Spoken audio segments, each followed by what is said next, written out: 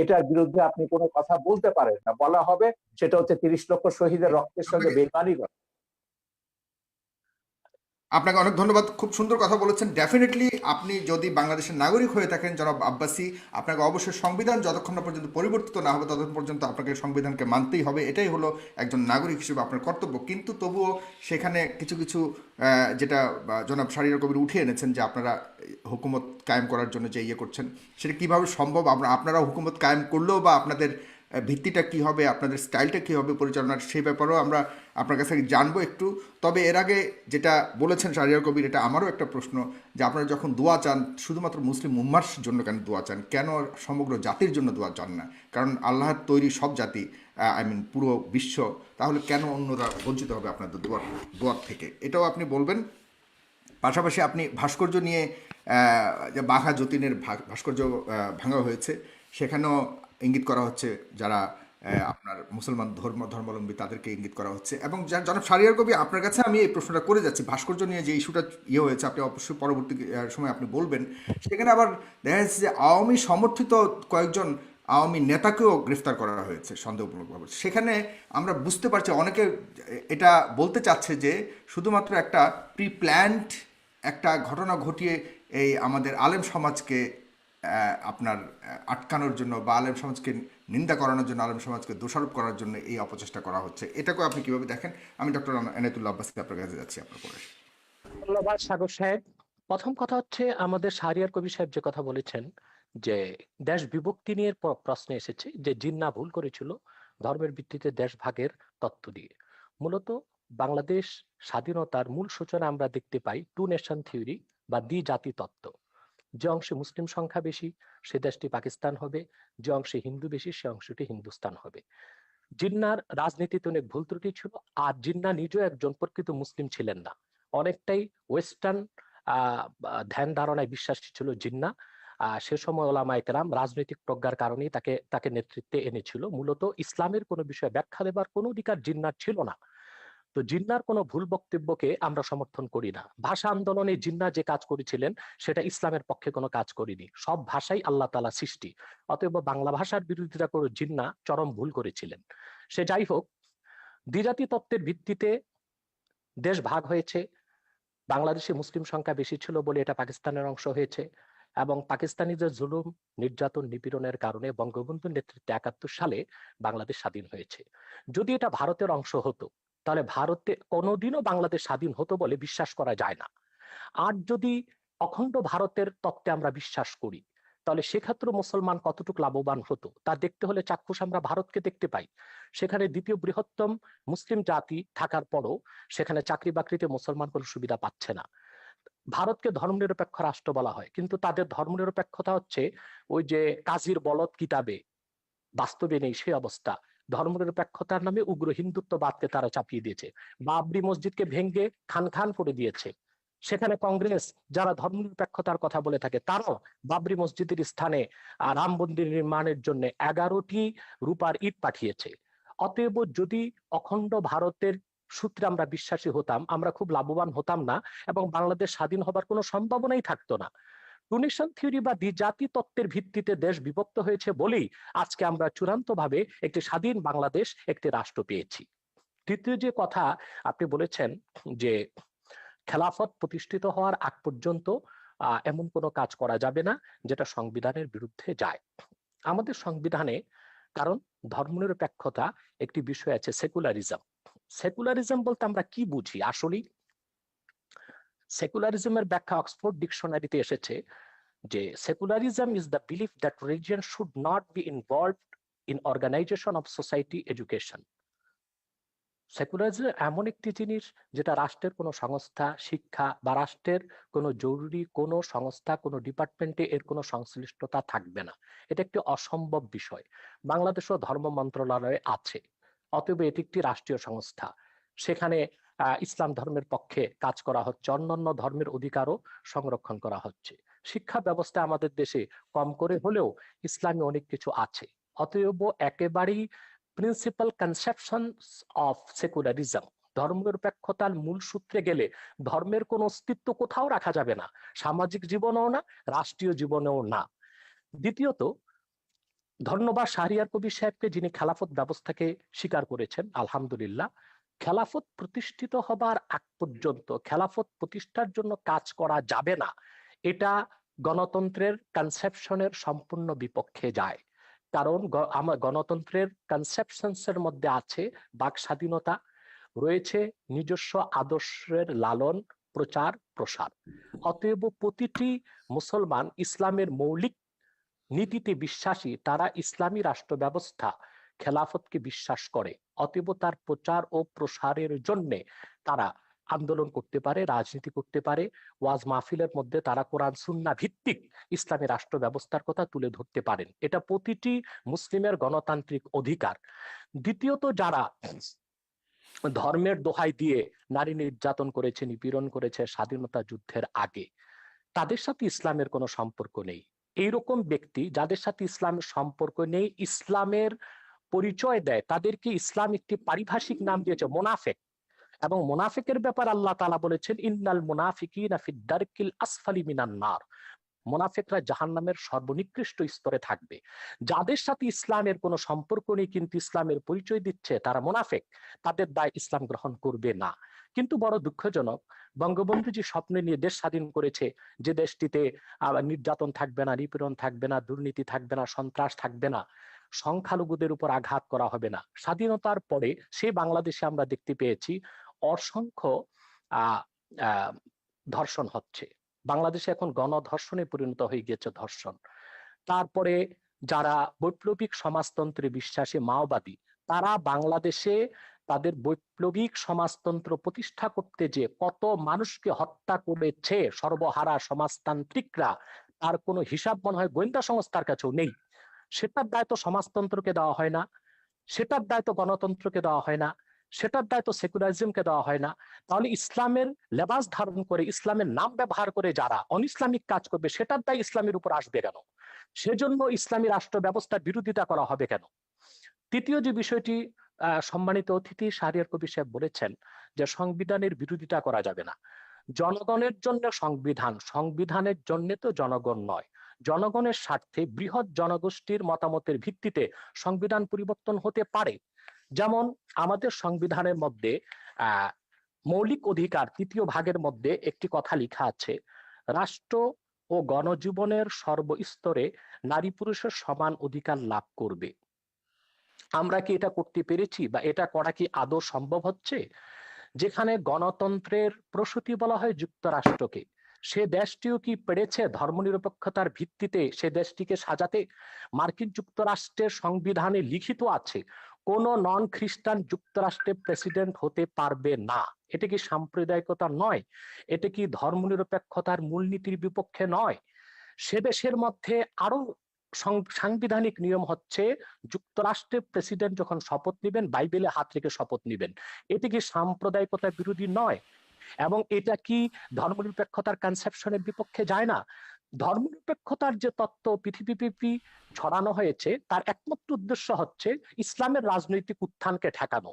যা আমরা দেখতে পাই পূর্বের একটি ভার্চুয়াল কনফারেন্সে আমি বলেছিলাম, ডক্টর হ্যান্টিংটনের দ্য ক্ল্যাশ অফ সিভিলাইজেশনে যে কথাটি স্পষ্ট হয়ে গিয়েছে। সে সেখানে লিখেছে 57টি মুসলিম রাষ্ট্রের রাজনৈতিক ইসলামী রাজনীতির উত্থানকে ঠেকাতে হলে ধর্মনিরপেক্ষতাকে চাপিয়ে দিতে হবে। জি,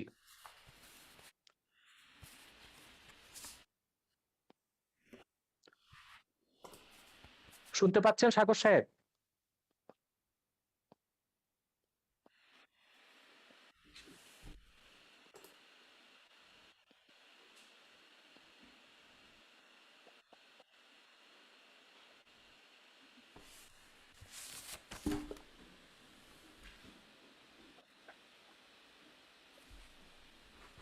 জি, আমার কথা কি শুনতে পাচ্ছেন? আমার মাঝে মধ্যে একটু সমস্যা হচ্ছে শুনতে এখানে মনে পাচ্ছি, হচ্ছে। শুনতে পাচ্ছি। আরেকটি বিষয় আমি স্পষ্ট করে দিচ্ছি, জি, যে আমি আহ, আমি ধর আমি আপনার যে কাছে জি, আমি একটু শেষ করি।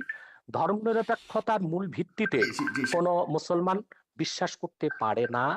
কারণ ধর্মনিরপেক্ষতার তিনটি সংজ্ঞা আমরা পেতে পারি। একটি হচ্ছে ধর্মহীনতা, আরেকটি হচ্ছে ইহজাগতিক। ইহজাগতিক অর্থাৎ ধর্মনিরপেক্ষতায় বিশ্বাসীর সকল ধ্যান ধারণা চিন্তা চেতনা হবে ইহজাগতিক। বস্তুবাদী, ভোগবাদী। তৃতীয় হচ্ছে ধর্মনিরপেক্ষতার রাষ্ট্রের সকল ধর্মের সমান অধিকার। আমার দৃষ্টিতে খেলাফত প্রতিষ্ঠিত হলেই অন্য সকল ধর্মের লোক তার ধর্মীয় অধিকার পূর্ণ মাত্রায় ভোগ করতে পারবে। আমরা ভারতের দিকে দেখতে পাই মুসলমান সেখানে ধর্ম কি মুসলমান কোনো আমাদের, অধিকার পাচ্ছে না। জি, জি, মুসলমান ধর্মকে আপনার কাছে প্রশ্নটি রেখে যাচ্ছি, এরপর আমি শাহরিয়ার কবির সাহেবের সাথে যাচ্ছি। আপনার কাছে প্রশ্নটা রেখে যাচ্ছি যে মানুষের স্বাধীনতা, বাক স্বাধীনতার কথা বলা হয়েছে, কিন্তু মানুষের ধর্ম চয়েসের স্বাধীনতাটা রয়েছে কিনা, বাই চয়েস। আমরা তো বাই বর্ন মুসলমান, কিন্তু অনেক প্রশ্ন উঠছে সে প্রগতিশীল সমাজ থেকে বা ইয়ে থেকে, যে বাই চয়েস কোনো ধরনের যখন ধর্ম পরিবর্তন বা গ্রহণ করা হয়, সেক্ষেত্রে আপনাদের অবস্থানটা কোথায়? আপনারা কিছু কিছু ক্ষেত্রে কঠোর হয়ে যান, বা সেখানেও বা মানুষের স্বাধীনতা বাই চয়েস ধর্ম পরিবর্তন করার স্বাধীনতা কতটুকু রয়েছে আমাদের দেশের মতো দেশে, সেখানে আপনি এটাকে কিভাবে দেখেন ইসলামিক আলোকে? জনাব শাহরিয়ার কবির, আপনি বলতে দয়া করে। না, যেটা বলছেন উনি ধর্মনিরপেক্ষতা নিয়ে, হ্যাঁ, ধর্মনিরপেক্ষতার অনেকগুলো সংজ্ঞা আছে। আমি আপনাকে শুরু থেকে বারবার বলছি যে আজকে যে বিতর্কটা তুলেছেন, এটা বাংলাদেশের সংবিধান বুঝতে গেলে আপনাকে বঙ্গবন্ধুর 4 নভেম্বরে 72 সালে 4 নভেম্বরে গণপরিষদে যে ভাষণটি দিয়েছেন, যেখানে তিনি ব্যাখ্যা করেছেন 4 মূলনীতিকে, এবং সেইটা আপনাকে পড়তে হবে। সেটা না পড়ে অক্সফোর্ড ডিকশনারিতে কি বলেছে, কোন ডিকশনারিতে কি বলেছে, এটা দিয়ে বুঝবে না। বঙ্গবন্ধু ধর্মনিরপেক্ষতা বলতে কি বুঝিয়েছে বাংলাদেশের প্রেক্ষিতে, সেটা আপনাকে বুঝতে হবে। প্রথমত, আমি এটা আমার বহু লেখাতে বলেছি, আমার অন্তত 1 ডজনের উপর বই আছে সংবিধান এবং এগুলো নিয়ে, বঙ্গবন্ধু রাজনৈতিক দর্শন নিয়ে। আমি সেখানে পরিষ্কার বলেছি, বাংলাদেশের এই যে সংবিধানের 4 মূলনীতির মধ্যে 3টে মূলনীতির ব্যাপারে বঙ্গবন্ধু নতুন সংজ্ঞা দিয়েছে। বঙ্গবন্ধুর গণতন্ত্রের সংজ্ঞা এটা কিন্তু আব্রাহাম লিঙ্কনের সেই গণতন্ত্রের সংজ্ঞা নয়, state by the people, for the people, of the people, এটা নয়। বঙ্গবন্ধু পরিষ্কারভাবে বলেছেন, আমি শোষিতের গণতন্ত্র কায়েম করতে চাই। শোষিতের গণতন্ত্র বলে পশ্চিমের গণতন্ত্রে আপনি কোনো সংজ্ঞা পাবেন না। এটা পশ্চিমের গণতন্ত্র নয়, এটা হচ্ছে বাংলাদেশের গণতন্ত্র, যে গণতন্ত্রের স্বপ্ন বঙ্গবন্ধু তার বিভিন্ন রচনাবলিতে লিখেছেন। বাংলাদেশ হওয়ার বহু আগে থেকে, 52 সাল থেকে তিনি তার বিভিন্ন ভাষণে বলেছেন। একইভাবে সমাজতন্ত্র তিনি সম্পর্কে একই কথা বলেছেন, আমি কমিউনিস্ট নই, আমি সমাজতন্ত্রে বিশ্বাস করি। আব্বাসী সাহেব যথার্থভাবে বলেছেন, বঙ্গবন্ধু ব্যক্তিগত জীবনে অত্যন্ত ধর্মপরায়ণ একজন মানুষ ছিলেন। তার আত্মজীবনীতেও আছে, সেটা কারাগারে রোজ নাম করতে হতো, 5 ওয়াক্ত নামাজ পড়তেন এবং ইসলামের বিধিবিধান সবকিছু তিনি মেনে চলতেন। তৃতীয়ত যেটা হচ্ছে, সমাজতন্ত্রের ব্যাপারে তিনি পরিষ্কার বলেছেন, না, ধর্মনিরপেক্ষতা, বিশেষ করে ধর্মনিরপেক্ষতার ব্যাপারে আমার ছবিতে, পোর্ট্রেট অফ জিহাদ ছবিতে, আবুল আলা মওদুদির পুত্র হায়দার ফারুক মওদুদি, তাকে পাকিস্তানের সবাই একজন বিশিষ্ট ইসলামিক চিন্তাবিদ হিসেবে জানেন, এবং মওদুদির আদর্শের রাজনীতির তিনি কট্টর সমালোচক। তো তিনি তার পিতাকে একদম মোনাফেকি বলেছেন আমার ছবিতে, এবং কতগুলো উদাহরণ দিয়ে বলেছেন যে আমার পিতা সবাইকে বলতে তাকে মাদ্রাসায় পড়ো, তার 9 ছেলে মেয়েকে তিনি ইংলিশ মিডিয়াম স্কুলে পড়িয়েছেন। তো এবং তিনি রাজনীতিটাকে সবসময় বাড়িতে ঢোকার আগে বাইরে রেখে আসতেন, যেমন করে ড্রাগ পেডলাররা যেমন করে। এই মওদুদির পুত্র হায়দার ফারুক মওদুদি আমাদের এখানে এসেছিলেন, খুবই লিবারেল একজন ইসলামিক স্কলার। আমাদের সম্মেলনে তিনি পরিষ্কারভাবে বলেছিলেন, জামাত ইসলামীর সমালোচনা করতে গিয়ে তিনি যেটা বলেছেন যে ধর্মনিরপেক্ষতাকে আমাদের দেশে, বিশেষ করে মুসলমান প্রধান দেশে, বিকৃতভাবে এটাকে ব্যাখ্যা করা হচ্ছে বা সংজ্ঞা নির্ধারণ করা হচ্ছে। যেমন আরবিতে ধর্মনিরপেক্ষতা, আপনি গুগল খুলে দেখুন, ধর্মনিরপেক্ষতার আরবি শব্দ হচ্ছে দুনিয়াই, যেটা যথার্থভাবে আব্বাসী সাহেব বলেছেন ইহজাগতিকতা। এবং ফ্রান্সে আপনি দেখুন, ধর্মনিরপেক্ষতা অনেকটা হচ্ছে নাস্তিকতা সমার্থক, কারণ সেখানে বলছে ফ্রান্সে কোনো পাবলিক প্লেসে রিলিজিয়াস কোনো সাইন থাকতে পারবে না, যেমন সেটা খ্রিস্টান প্রধান দেশ, কিন্তু আপনি ক্রস কোনো স্কুলে, পাবলিক স্কুলে ক্রস ঝোলাতে পারবে না, সেটা তাদের কনস্টিটিউশনের বিরুদ্ধে যায়। উর্দু ডিকশনারিতে আরো এক্সট্রিম ভাবে করা হয়েছে। বাবাই উর্দু যখন উর্দু ডিকশনারিতে সেকুলারিজম উর্দু করেছেন লাদিনী, লাদিনী অর্থ হচ্ছে ধর্মহীনতা। সুতরাং ধর্মনিরপেক্ষতার বিভিন্ন ব্যাখ্যা পশ্চিমে আছে এবং অ্যারাবিক ওয়ার্ডে আছে, উর্দুতে আছে, উর্দু ভাষায় আছে, ফার্সি ভাষাতে আছে, কিন্তু বঙ্গবন্ধু ধর্মনিরপেক্ষতার একটা নতুন সংজ্ঞা দিয়েছেন, যেটা নিয়ে তখন বাম বুদ্ধিজীবীরা সমালোচনাও করেছিলেন, সিরাজুল ইসলাম তৈরি, বদরুদ্দিন উমরেরা। তারা বলেছিলেন সেকুলারিজমের বাংলা হবে ইহজাগতিকতা, বঙ্গবন্ধু ভুলভাবে এটা ধর্মনিরপেক্ষতা করেছেন। আমার জবাব হচ্ছে, বঙ্গবন্ধু জেনে বুঝে সেকুলারিজমের বাংলা ধর্মনিরপেক্ষতা করেছেন, কারণ বঙ্গবন্ধু ওই ইহজাগতিকতায় বিশ্বাস করেন না, যেটা কমিউনিস্ট বা নাস্তিকরা যেটা করে। বঙ্গবন্ধু কমিউনিস্ট ছিলেন না, তিনি নাস্তিকও ছিলেন না, তিনি পুরোপুরি আস্তিক ছিলেন। ধর্ম তিনি বিশ্বাস করতেন, তিনি তার কন্যা সবাই ধর্মে বিশ্বাস করেন। কিন্তু ধর্মকে রাজনীতি থেকে পৃথক রাখতে হবে, এইটা ভাষণে তিনি পরিষ্কারভাবে উল্লেখ করেছেন এবং ৭২-এর সংবিধানে সেটা রাখা হয়েছে। বঙ্গবন্ধু হত্যার পর এগুলো সংবিধানের, আমি বললাম যে পাকিস্তানিকরণ গুলো হয়েছে বঙ্গবন্ধুকে হত্যার পরে, তার আগে নয়। এখন তার কন্যা ফিরে আসার পর ৪ মূলনীতি ফিরে এসছে, কিন্তু ৪ মূলনীতির ব্যাপারে বলা হচ্ছে, আমি গোটা সংবিধানের সমালোচনার কথা কখনো বলিনি। আমি বলেছি সংবিধানে রাষ্ট্রের ৪ মূলনীতির বিরুদ্ধে কোনো কাজ করা যাবে না, কারণ এটা সংবিধান বলে দিচ্ছে। ৪ মূলনীতির পরিপন্থী কোনো আইন কোথাও কিছু থাকতে পারবে না। আমাদের এখনো শরিয়া আইন নয়, এখানে সেকুলার আইন দিয়ে রাষ্ট্র ব্যবস্থা পরিচালিত হয়, যদিও জামাত, হেফাজত, খেলাফত এরা সবাই শরিয়া আইন কায়েম করবার কথা বলছে, দেশপ্রেমী আইন কায়েম করার কথা বলছে, এবং ভিন্ন মত ভিন্ন ধর্মের সবার বিরুদ্ধে তারা বিষোদ্গার করতে দেখি এরা সহ্য করা হবে না, থাকবে না। ওয়াজগুলো শুনলে আপনি বুঝবেন। আমার কথা খুব পরিষ্কার যে ধর্ম একটা আধ্যাত্মিক ব্যাপার। আপনি যখনই বলবেন যে কি ধর্ম এটা রাজনৈতিক ব্যাপার, তখনই বিভেদ আসবে। উদাহরণ দিয়ে বলি আপনাকে, এটা আপনাকে একটু বুঝতে হবে। ৫২ সালে যখন পাকিস্তানে কাদিয়ানি দাঙ্গা হলো, মওদুদির নির্দেশে কাদিয়ানি মাসালা যখন লিখলেন, প্রচুর কাদিয়ানিকে সেখানে হত্যা করা হলো।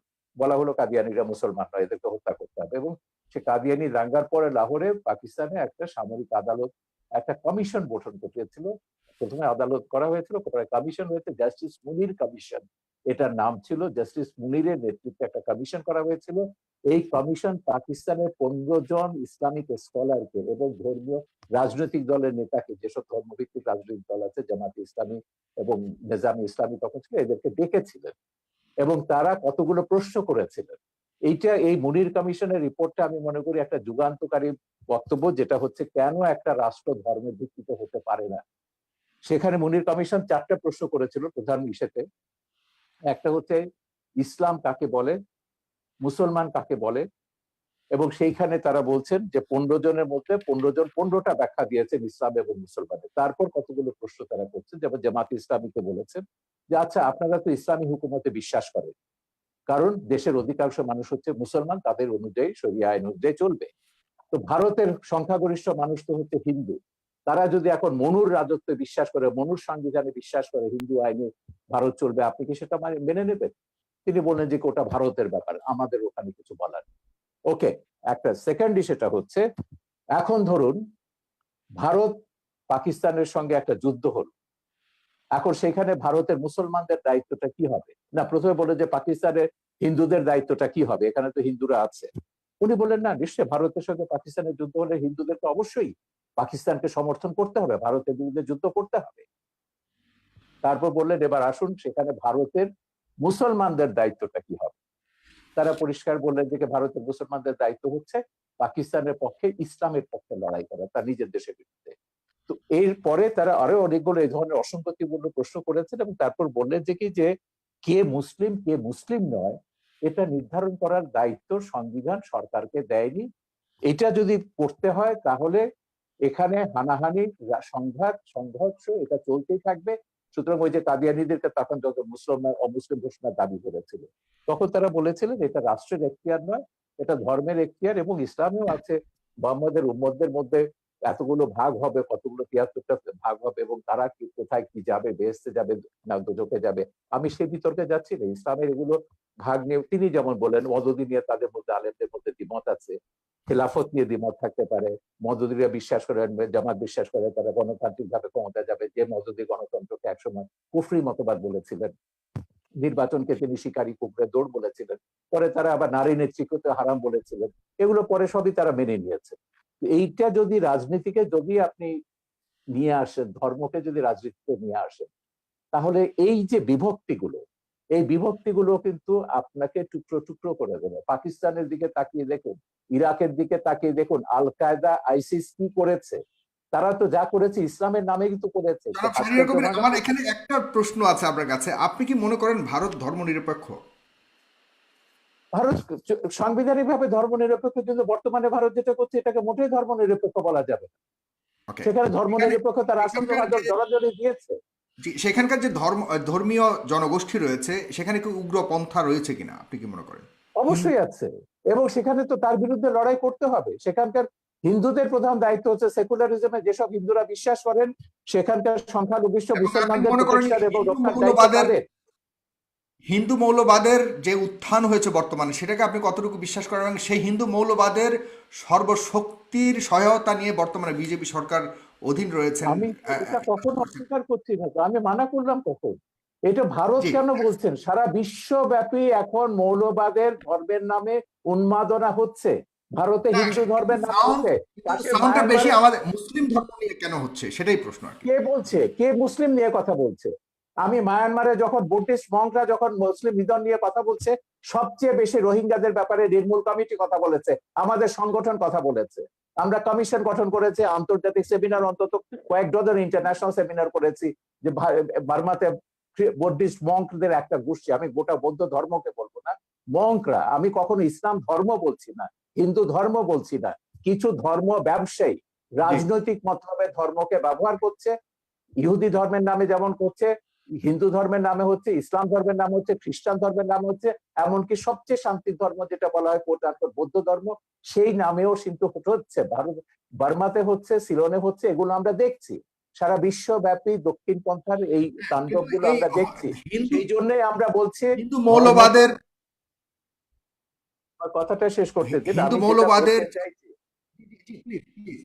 আমি কোনো মৌলবাদকে সাপোর্ট করি না, এমনকি নাস্তিকরাও যখন মৌলবাদীদের ভাষায় কথা বলে সেই নাস্তিকতাকেও আমি সমর্থন করি না। আমার কথা হচ্ছে বিশ্বে আস্তিক আছে, নাস্তিক আছে, 600 কোটি মানুষ বিভিন্ন ধর্মে বিশ্বাস করে, 100 কোটি মানুষ কোনো ধর্মে বিশ্বাস করে না। এই পৃথিবীতে সব মানুষের সমান অধিকার মর্যাদা নিয়ে বাস করবার অধিকার আছে।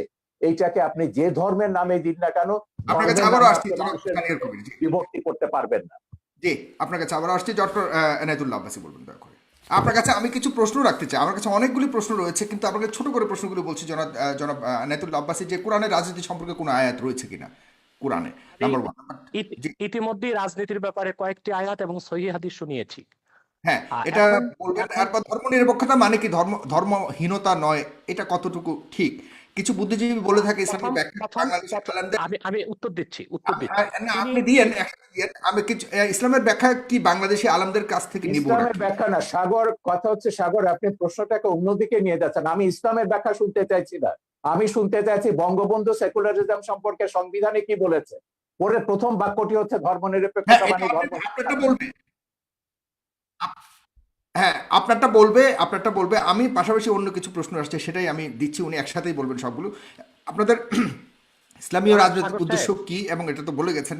আহ, জি, আপনি বলুন দয়া করে। জি জি, প্রথম কথা হচ্ছে তিনি একটি কথা স্বীকার করেছেন, ধর্মহীনতা বা সেকুলারিস্টের অর্থ জাগতিক, এই অর্থে বঙ্গবন্ধু বাংলাদেশে ধর্মনিরপেক্ষতা চাননি। যেহেতু ধর্মনিরপেক্ষতার আবিষ্কার কখন থেকে, এই তত্ত্বটা পৃথিবীকে কে দিল?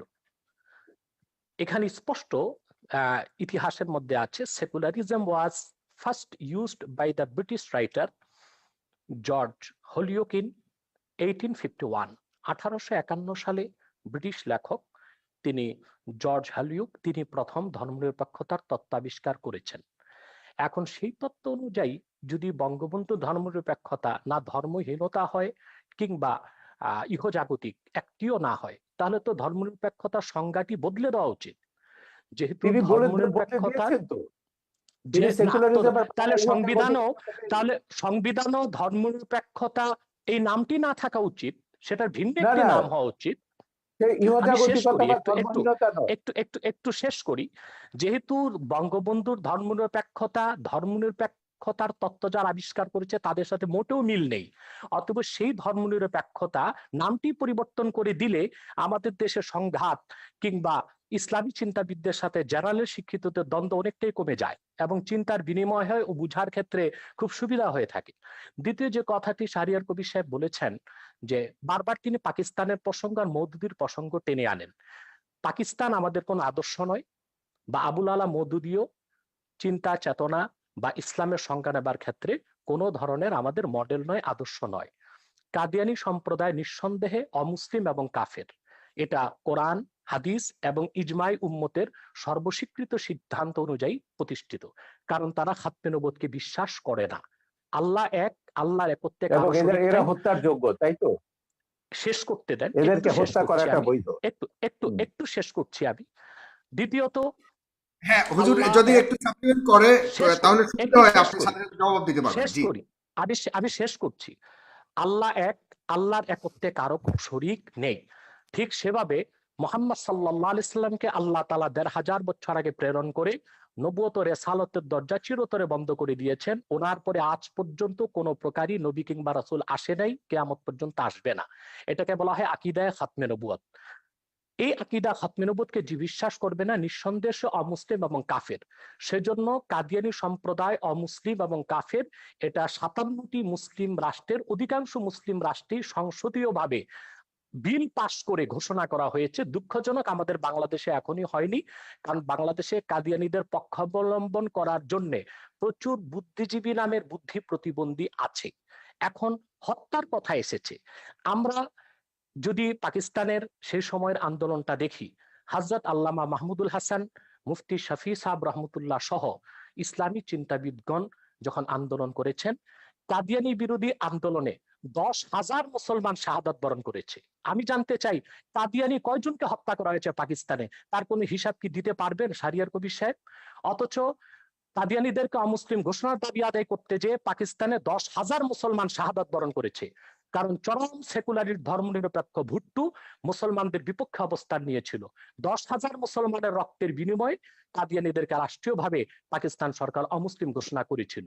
তৃতীয় যে বিষয়, ইসলামের সংজ্ঞা কোন বুদ্ধিজীবী কি দিল সেটা পরের কথা। আল্লাহ তাআলা স্পষ্ট কোরআনে বলেছেন, আল্লাহ তাআলা স্পষ্ট করে দিয়েছেন কোরআনে, কে মুসলিম কে অমুসলিম, কে কাফের কে মুমিন। এখন মনে করুন আমাদের শাহরিয়ার কবির সাহেব নিজকে নিশ্চয়ই মুসলিম পরিচয় দিচ্ছেন, কিন্তু কোরআনের কোথাও উনি যে মুসলিম ওনার নামটি খুঁজে পাওয়া যাবে না। তাই বলে কি ওনাকে মুসলিম বলা যাবে না?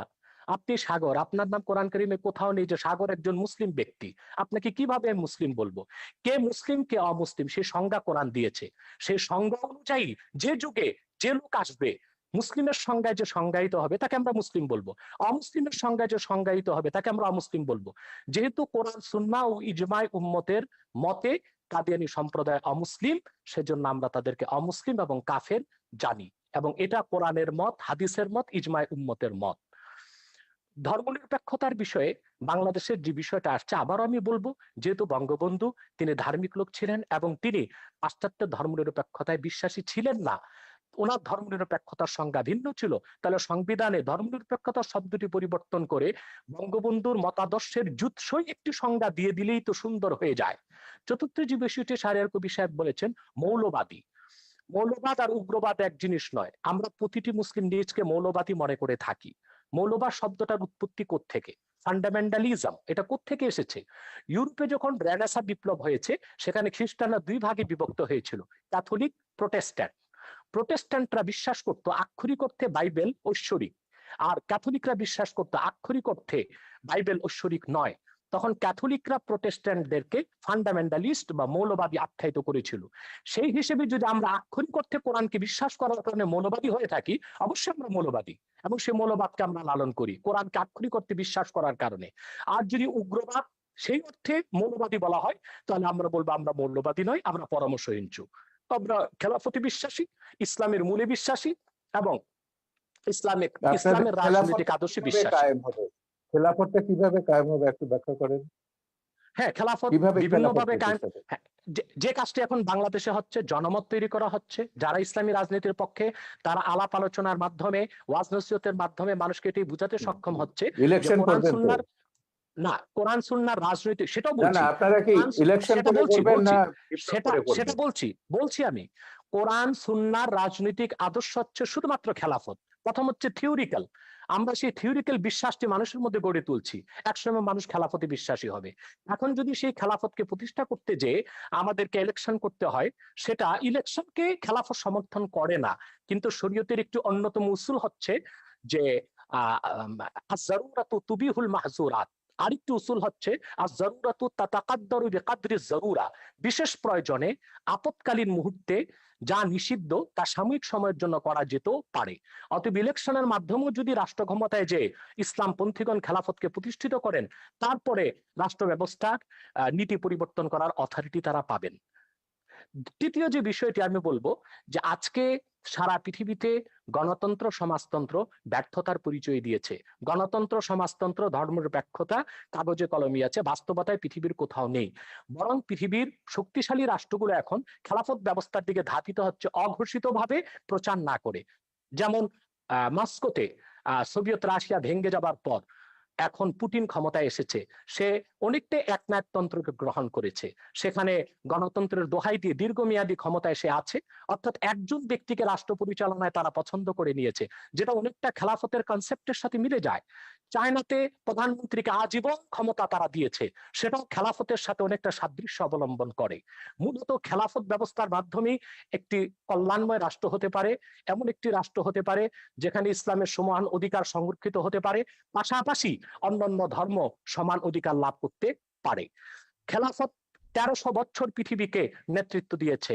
সেই খোলাফায়ে রাশিদিন, তাদের পরে খেলাফতে বনি উমাইয়া, খেলাফতে বনি আব্বাস এবং অটোমান সাম্রাজ্য যেটাকে বলা হয় খেলাফতে উসমানিয়া 1924 সাল পর্যন্ত বিশ্বকে নেতৃত্ব দিয়েছে। এমন কোন ইতিহাস পৃথিবীর কোথাও খুঁজে পাওয়া যাবে না তখন অন্য ধর্মের উপর নির্যাতন নিপীড়ন হয়েছে, অন্য ধর্মের মানুষের অধিকারকে ক্ষুণ্ণ করা হয়েছে। বাদশাহ আকবর যখন দ্বীন এলাহিকে প্রতিষ্ঠিত করেছিল ভারতে, পরবর্তীতে তার নাতি বাদশাহ আলমগীর যখন খেলাফতের অনেকটা কনসেপ্ট গ্রহণ করেছিল, ইসলামী শরিয়া ব্যবস্থাকে চালু করেছিল, বিধিবদ্ধ ইসলামের সংবিধান ফাতাওয়া হিন্দিয়া বা ফাতোয়া আলমগীরি সংকলন করেছিলেন, তখন ভারতে কোথাও কোন একটি হিন্দু মন্দিরের উপর আঘাত করা হয়নি, হিন্দুদের কোনো উপাসনালয়, কোনো ধর্মস্থানে আঘাত করা হয়নি। হিন্দুরা অত্যন্ত অবলীলায় এবং সুন্দরভাবে তাদের ধর্ম পালনের সুযোগ পেয়েছে। অথবা খেলাফত রাষ্ট্র প্রতিষ্ঠিত হলেই অন্য ধর্মের মানুষ তার ধর্মীয় অধিকার পালন করতে পারে এবং সুযোগ সুবিধা গ্রহণ করতে পারে, এবং পৃথিবীকে একদিন আবার ফিরে আসতে হবে খেলাফতের দিকেই, এবং মুসলিম বিশ্বগুলো আবার খেলাফতের দিকে ফিরে আসবে, সেটাও একটি চিরন্তন সত্য কথা। আপনাকে অনেক ধন্যবাদ। প্রায় 20,000 মানুষ এই মুহূর্তে একসাথে আমাদের অনুষ্ঠানটি দেখছে। দর্শক, আপনারা অবশ্যই এই 20,000 মানুষ যারাই দেখছেন তারা অবশ্যই আমাদের পেজটিকে লাইক দেবেন, এবং আমাদের যে ইউটিউব চ্যানেলটি আছে সেখানে একটু পরে এটা আবারও প্রচারিত হবে, সেখানে আপনারা দেখতে পাবেন। যারা প্রথম থেকে দেখতে পারেননি তারা অবশ্যই আমাদের ইউটিউব চ্যানেলটিকে সাবস্ক্রাইব করবেন। জনাব শাহরিয়ার কবির, আপনার কাছে আসছি। আপনার অনেক শুনেছেন জনাব ডক্টর এনায়েতুল্লাহ আব্বাসীর কথা। আপনার কাছে আমি আরেকটি প্রশ্ন করতে চাই যে আপনি ধর্মীয় আলোকে শিক্ষা ব্যবস্থার ঘোর বিরোধিতা করেছেন এবং কিছু কিছু বিষয়ে আপনি অনেক আপত্তি তুলেছেন বিভিন্ন সময়ে। সেটা আসলে যদি বাই চয়েস হয়ে থাকে যে আমি ধর্মীয় শিক্ষায় শিক্ষিত হতে চাই, সেখানে সমস্যাটা কেন, আপত্তিটা কেন? না, ধর্মীয় শিক্ষা তো আমি কখনো বিরোধিতা করিনি। আমি কখনো বলিনি মাদ্রাসা ব্যবস্থা তুলে দিতে হবে, যদিও আমাদের সংবিধানে আছে একমুখী শিক্ষা হতে হবে। আমরা বলেছি বিশেষ করে কওমি মাদ্রাসা নিয়ে, যে কওমি মাদ্রাসায় যারা পড়ে আমাদের দেশের গরিব মানুষের ছেলেরা এখানে পড়ে, এতিমরা পড়ে এখানে। কারণ এই একটা বৃহৎ সংখ্যক ছাত্ররা তরুণ গোষ্ঠীকে আমরা কেন ওই উগ্র মৌলবাদীদের জিম্মি করে রেখে দেবো? এখানকার ক্যারিকুলামে কিন্তু আমাদের কোনো হাত নেই। এরা বাংলাদেশের মুক্তিযুদ্ধের ইতিহাস জানে না। তাদের যে জাতি যে হাজার বছরের বাঙালি জাতির যে একটা সমৃদ্ধ ইতিহাস রয়েছে, সম্প্রীতির ইতিহাস রয়েছে, মানবতার ইতিহাস রয়েছে, মানুষকে ভালোবাসার ঐতিহ্য রয়েছে, এগুলো কিন্তু কিছুই তারা জানে না। তাদের মাথার মধ্যে জেহাদ ঢোকানো হচ্ছে, খেলাফত ঢোকানো হচ্ছে, ভিন্ন মত, ভিন্ন ধর্ম, ভিন্ন জীবনধারা যারা বিশ্বাসী তাদেরকে হত্যা করতে হবে। হত্যার বিবরণগুলো দেখলেই তো আপনি বুঝবেন। হত্যার যে এই যে যখন আপনার এই যে 15 সালে 16 সালে যখন এই যে ধারাবাহিক ব্লগারদের হত্যা করা হলো, একটা ঘটনা আমি বলি। ব্লগার বাবুকে যে হত্যা করেছিল, যে সে দুটো মানুষ, যে একজন হিজড়া একজন ফেরিওয়ালা তাকে উদ্ধার জড়িয়ে ধরেছিল, আটকে ছিল। সেই ছেলেটা, সেও একটা তরুণ, মাদ্রাসা থেকে মাত্র বেরিয়েছে। সেই তরুণকে জিজ্ঞাসাবাদে জিজ্ঞেস করলো, কেন তুমি বাবুকে হত্যা করেছো? তো বলে, আমার হুজুর আমাকে বলেছেন, উস্তাদ আমাকে বলেছেন। বলে, তুমি বাবুর কোনো লেখা পড়েছো? বলে, না, পড়িনি। সেই ছেলেটা জিজ্ঞাসাবাদে বলছে বাবুর সে কোনো লেখা পড়ে, বাবু নামটা তার কাছে পরিচিত ছিল না, বাবুর কোনো ছবি সে দেখেনি, পোস্ট পড়েনি। এবং যেহেতু হুজুর বলেছেন সেই ইসলাম বিরোধী এবং সে মুরতাদ, তাকে হত্যা করতে হবে, এবং সেই বিশ্বাসে সে হত্যা করেছে। এই উন্মাদনাগুলো কিন্তু এদের মাথার মধ্যে ঢোকাচ্ছে সেই মাদ্রাসা থেকেই। এটা নিয়ে বহুত লেখা আমাদের আছে দেশে এবং কোথাও ঢুকাচ্ছে? আপনি কোনো প্রমাণ আছে আপনার কাছে আমাদের দেশে কোথাও ঢুকাচ্ছে কিনা এরকম ধরনের? আমরা 2013 সালে হেফাজত জামাতের এই তাণ্ডবের পরে একটা শ্বেতপত্র বার করেছি। 1000টা মাদ্রাসা, কওমি মাদ্রাসায় তদন্ত করেছি এবং আমাদের যে এবং ওই রাতে কারা কতজনকে হত্যা করা হয়েছিল সেটা রিপোর্ট আমাদের শ্বেতপত্রে আছে, যেটা হেফাজত পর্যন্ত চ্যালেঞ্জ করেনি। সেদিনও দেখলাম ওই বিতর্কে হেফাজতের এক নেতা বলছেন যে হ্যাঁ, নির্মূল কমিটি যে শ্বেতপত্র বের করেছে সেটাকে তারা অথেন্টিক মনে করেন। কিন্তু সেই শ্বেতপত্রে আমরা দেখিয়েছি আমাদের কওমি মাদ্রাসাগুলোতে তারা জাতীয় সঙ্গীত গায়। কেন? এটা প্রথমে বলছে এটা হচ্ছে সঙ্গীত হচ্ছে হারাম, ইসলামের গান গাওয়ার বিধান নেই। কেউ বলছে এটা হিন্দুর লেখা, কেউ বলছে এটা ভারতীয়র লেখা, এখানে কওমি তারানা হতে হবে, ইসলামী জোশের গান হতে হবে, তবে তারা গাইবে। তো এখন একটা কথা ভাবুন, যে তার ইতিহাস জানে না, যে তার মুক্তিযুদ্ধের কথা জানে না, তার ও গৌরব জানে না, তার মাথার মধ্যে তো আপনি ঢুকিয়ে দেবেন যে সিরিয়াতে সব এই যে মুসলমানদের মেরে সাফ করতে যাচ্ছে, করে ফেলছে, আফগানিস্তানের সব মুসলমান মেরে সাফ করে ফেলছে কমিউনিস্টরা বা অন্যরা, ওই শিয়ারা, ওখানে আসাদের লোকেরা, তোমরা ওখানে যাও, গিয়ে জেহাদ করো। তো তরুণরা কিন্তু এভাবে বিভ্রান্ত হচ্ছে, জেহাদে যাচ্ছে, এবং অনেক বাবা মার কোল খালি হচ্ছে, তারা জানে না তাদের ছেলে কোথায় গিয়ে কোথায় মারা যাচ্ছে, বাট এটাকে তারা জেহাদ কিন্তু মনে করে। বাংলাদেশে জনাব শাহরিয়ার, বাংলাদেশের যতগুলি এই উগ্রপন্থা বলে আমরা যতগুলি ঘটনাকে আমরা চিহ্নিত করার চেষ্টা করেছি, সেখানে সব কিন্তু আমাদের সাধারণ ইসলামিক মিডিয়ামের ইংলিশ মিডিয়ামের ছাত্রছাত্রীরা জড়িত পাওয়া গেছে বিভিন্ন তদন্ত। না, সরি সরি, সেটা আপনি কয়েকটা করের কথা বলতে পারবেন। আপনি কওমি মাদ্রাসার পাঠ্যপুস্তকটা দেখুন। ইংলিশ মিডিয়াম কেন, আমি তো ইউরোপের কথা বলেছি। সিরিয়াতে জেহাদ করতে গেছে, সেখানে 5,000-এর ওপর সাদা ইউরোপিয়ান মুসলিম, মুসলিম তারা গেছে। তারা কি জন্য? তাদের কয়েকজনের সঙ্গে আমি কথা বলেছি, আমার ছবিতে তাদের ইন্টারভিউ আছে। তারা বলছে it was an adventure, they were killing bad guys and we were the good guys, we went there to kill the bad guys. এই যে গেম গুলো তারা খেলছে, bad guys will be killed by the good guys, এই adventure থেকে তারা বলছে। আমাকে একটা ছেলে বলছিল, সে আবার ইন্ডিয়ান ছবি দেখে, বলে তার হিরো ছিল শাহরুখ খান। বলে দেখো, শাহরুখ খান তো ওখানে দামি একটা রাইফেল নিয়ে এসে যুদ্ধ করছে বা হিরোইজম দেখাচ্ছে, আমি সিরিয়াতে জেহাদ করতে গেছি, I will be having a real AK-47। So এইটা হচ্ছে এক ধরনের উন্মাদনা মানুষের মগজে তৈরি করা হয়েছে, এবং সেই উন্মাদনার কারণে এরা গেছে সেখানে জেহাদ করে, তারপর অনেকে ফিরে এসছে, অনেকে মারা গেছে।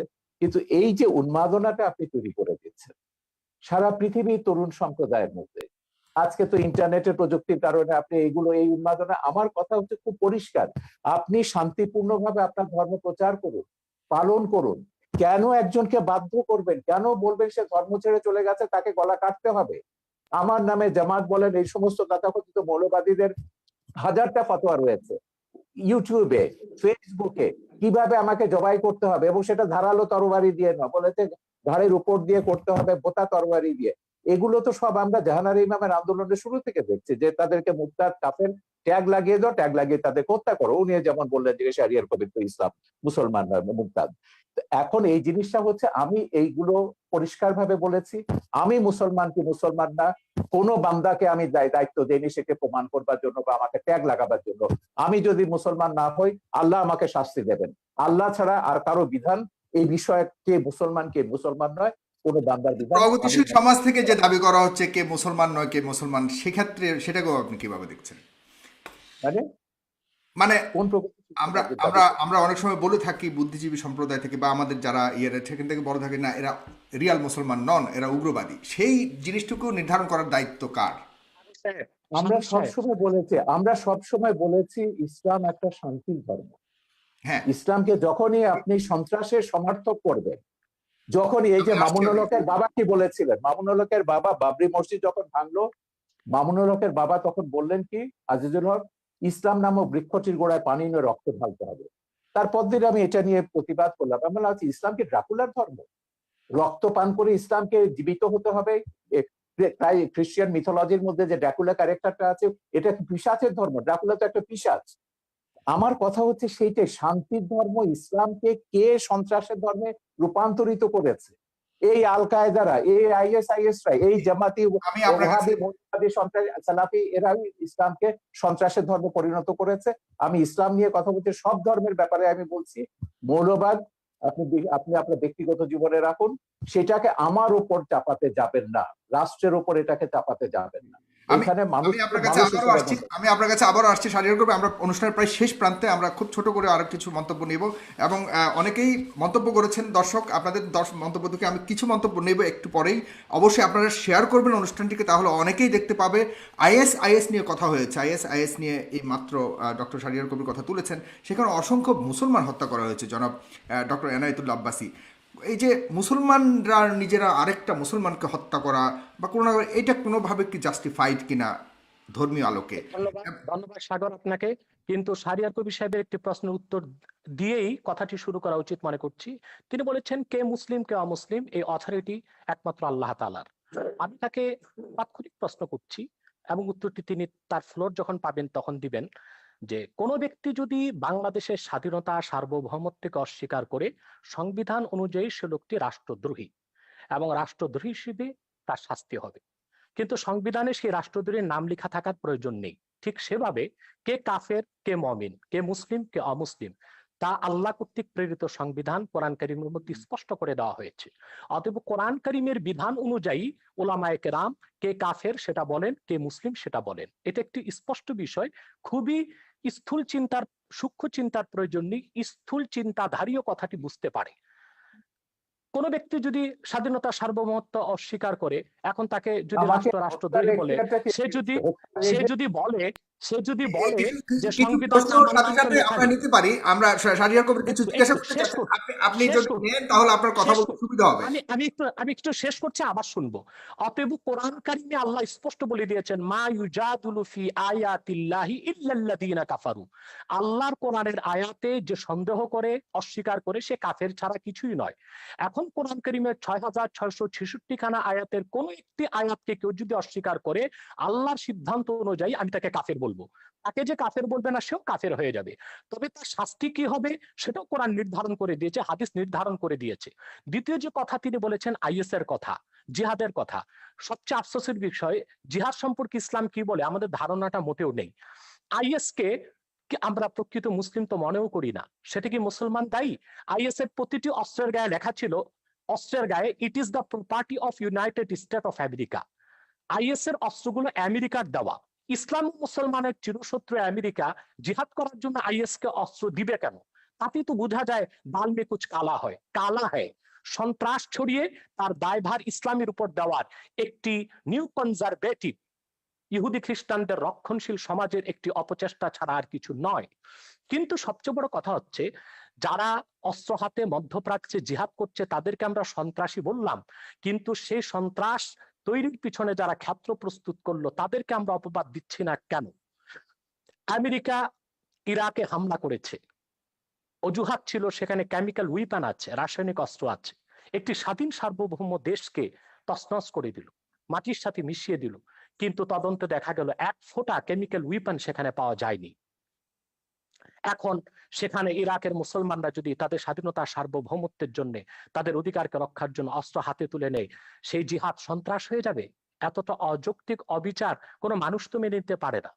ফিলিস্তিনে মুসলমান বসবাস করতে আজকে পারছে না, ইসরায়েলি সন্ত্রাসীদের কারণে বাইতুল মুকাদ্দাসে মুসলমান নামাজ পড়তে পারছে না।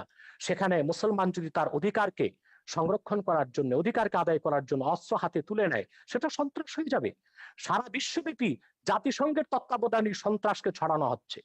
বাংলাদেশের বিষয়ে বলা হচ্ছে কওমি মাদ্রাসার ছাত্ররা সন্ত্রাস করে, অথচ জেএমবি যখন বাংলাদেশে সিরিজ বোমা হামলা করেছে, কওমি মাদ্রাসাগুলো মাঠে ঘাটে আন্দোলন করেছে সন্ত্রাসের বিরুদ্ধে। হাটহাজারী থেকে আহমদ শফি সাহেব তখন মহাপরিচালক ছিলেন, তিনি স্পষ্ট করে ব্যাখ্যা দিয়েছিলেন নিরপরাধ মানুষকে বোমা মেরে হত্যা করা ইসলাম সমর্থন করে না। সে দায়টা কওমি মাদ্রাসা কেন দিবে? এদেশের মাদ্রাসাগুলো কেন দিবে?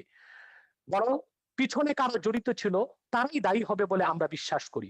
রমনা বটমূলে যখন বোমা হামলা করা হয়েছিল তখন আমরা দেখেছি দায় দেওয়া হয়েছিল মাদ্রাসা ছাত্রদের, কিন্তু রমনা বটমূলে বোমা হামলার 1 ঘন্টা পরই আমরা দেখেছি বামপন্থী কিছু সংগঠন ব্যানার নিয়ে আলেম ওলামার বিরুদ্ধে মিছিল বের করেছে। তারা কি করে জানতো যে 1 ঘন্টা আগে রমনা বটমূলে বোমা হামলা হবে? নিশ্চয় ঘটনাটির সাথে তারা জড়িত ছিল। সন্ত্রাসী কর্মকাণ্ড করে দায় তারা আলেম ওলামা পীর মাশায়েখের উপর দেওয়ার চেষ্টা করেছে। আলেম ওলামা পীর মাশায়েখদের ইমেজকে, সম্মানকে ক্ষুণ্ণ করার জন্য এবং বাংলাদেশে যেন ইসলামের রাজনৈতিক উত্থান না ঘটে সেটা ঠেকাবার জন্য। জি, অতএব না জেনে না, তথ্য এটাই প্রমাণ আমি ছাড়া যেটা হচ্ছে, আপনি আহমেদ শফির কথা বললেন, আপনি একটু মন্তব্য করুন। এই আহমদ শফি 2013 সালের 15ই ফেব্রুয়ারি সমস্ত তথাকথিত ইসলামিক পত্রিকাগুলোতে জামাতের এবং তাদের সহযোগীদের পত্রিকা আধা পৃষ্ঠা একটা খোলা চিঠি লিখেছেন প্রধানমন্ত্রীকে। সেখানে আমার নাম, মুনতাসির মামুনের নাম, জাফর ইকবালের নাম, আমাদের সবার নাম উল্লেখ করে বলেছিলেন এইসব নাস্তিক, মুরতাদ, কাফের এরা। এবং তারপর যেটা ব্লগারদের বিরুদ্ধে তিনি তার ঘাতকদেরকে লেলিয়ে দিলেন, তারপর তো সিরিজ অফ ব্লগার হত্যা আমরা দেখলাম এবং প্রত্যেকে তারা বলেছে, এবং যারা ওই যে ইয়েটা করেছে, এই হলি আর্টিজান ঘটিয়েছে, তারাও বলেছে তারা জাকির নায়কের ওয়াজ শুনে এবং আহমদ শফির ওয়াজ শুনে তারা এগুলো করেছে। ধর্ষণের ব্যাপারে তিনি যেটা বলেছেন, ধর্ষণটা বেড়েছে কেন? আহমদ শফির সেই ওয়াজ কি আমরা ভুলে গেছি? এখনো ইউটিউবে আপনি পাবেন যে গার্মেন্টস এর মেয়েদেরকে তিনি ঘর থেকে বেরোতে মানা করছেন, ঘর থেকে বেরোলে পুরুষের লালা ঝরবে এবং যে পুরুষের লালা ঝরবে না সে পুরুষ নয়, তাদেরকে প্রকারান্তরে যে গার্মেন্টস এর মেয়েদেরকে জেনাকারিনী বলছে যে এরা বাইরে যায় জেনা করবার জন্য। এবং আমার ওই ছবি তো ওখানে আছে, একজন এসে বলেছেন যে ইসলামী আইন অনুযায়ী তিনি প্রমাণ ছাড়া এমন কথা বলতে পারেন না, সেই অনুযায়ী তার 80টা দৌড়াপেক হবে। আমি সেইখানে যাচ্ছি না, আমার কথা হচ্ছে দিস ইজ বাংলাদেশ, এটা বাংলাদেশ। এখানে এখনো ইসলামী হুকুমত কায়েম হয়নি, এখনো কোরআনের আইন কায়েম হয়নি। বাংলাদেশ চলবে বঙ্গবন্ধু যে সংবিধান দিয়ে গেছেন সেই সংবিধান অনুযায়ী। যেদিন আপনারা খিলাফত কায়েম করবেন সেদিন আপনাদের কোরআনের আইন কায়েম করুন, আমাকে 100 বার আপনারা হত্যা করুন, তাতে কিছুই যায় আসে না। কিন্তু কথা হচ্ছে যতক্ষণ পর্যন্ত এটা বাংলাদেশ আছে ততক্ষণ পর্যন্ত বাংলাদেশের সংবিধানের মূলনীতি আপনাকে বিশ্বাস করতে হবে, আমার বাঙালিত্বের চেতনাকে বিশ্বাস করতে হবে। ধর্ম আমি 100 বার বদলাতে পারি, কিন্তু আমি কখনো আমার এথনিক আইডেন্টিটি, বাঙালি সত্তা, আপনিও এখন বাংলায় কথা বলছেন, আপনি নিজেও একজন 1000 বছর ধরে আপনার পূর্বপুরুষরা বাঙালি ছিলেন এবং ইসলাম গ্রহণ করবার আগে অন্য ধর্ম ছিল কিংবা কোনো ধর্ম ছিল না।